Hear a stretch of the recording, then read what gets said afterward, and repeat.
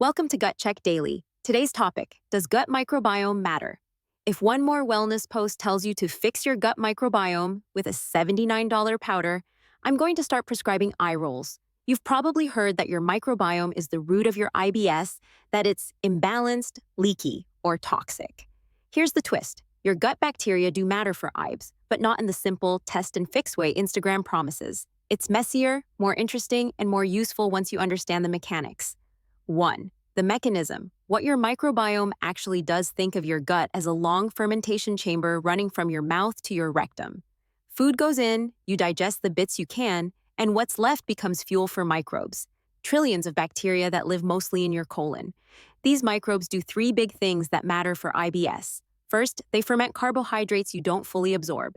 That fermentation makes gas, hydrogen, methane, carbon dioxide. Gas itself is normal. The problem in IBS is less you have gas and more your gut nerves overreact to it. Same volume, more pain. Second, microbes turn food into chemical messages. They produce short-chain fatty acids, like butyrate, that talk to your immune system, your gut lining, and even the muscles that push things along.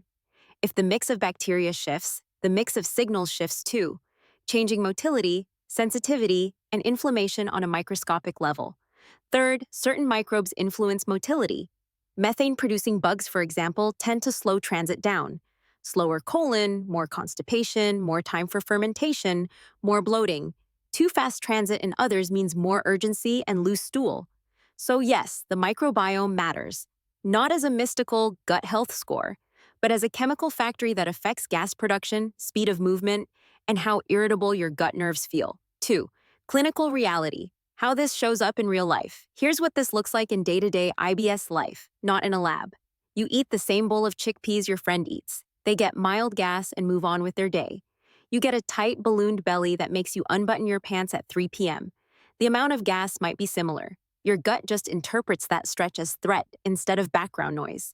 Or you notice that high-fiber days swing you toward worse constipation and pressure. That's not fiber is bad. It's that your current combination of bacteria, gut motility, and sensitivity means added fermentable material becomes more trapped gas in a slower-moving tube.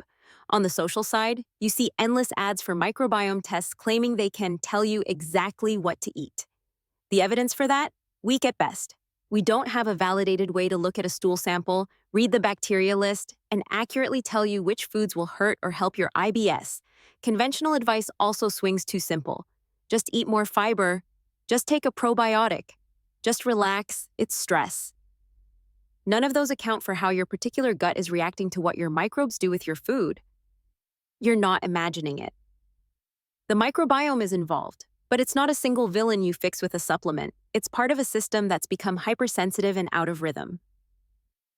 3. Practical framework. Using microbiome science without the hype. Here's a way to think about your microbiome that's actually useful. Less as a target to fix, more as a partner you're negotiating with. Instead of starting with expensive tests, start with pattern tracking around 3 things: gas, timing, and texture. Pay attention to what happens when you eat different types of fermentable carbs: beans, onions, wheat, apples, sugar alcohols like sorbitol, xylitol, and very high fiber products. These are classic microbe fuel. If you get a delayed, gassy, pressury response a few hours later, that's your microbiome weighing in. Notice your transit pattern. Are you mostly C, constipation, D, diarrhea, or M, mixed? People with constipation often have more methane-producing microbes and slower motility. That means super high-fiber gut health diets can backfire by overloading a system that's already slow. People with diarrhea-predominant IBS often react more to fat and large meals than to pure fiber. When you adjust your diet, think gradual experiments, not permanent rules. Cutting all fermentable carbs, FODMAPs, forever is not the goal. A structured, short-term low FODMAP trial, followed by systematic reintroduction, has decent evidence for IBS. What it's really doing is giving your microbes less fermentable fuel for a while, so your sensitive gut has a chance to calm down. Then you figure out which categories you personally tolerate. Probiotics? Some strains help subsets of IBS patients, but they're not microbiome magic.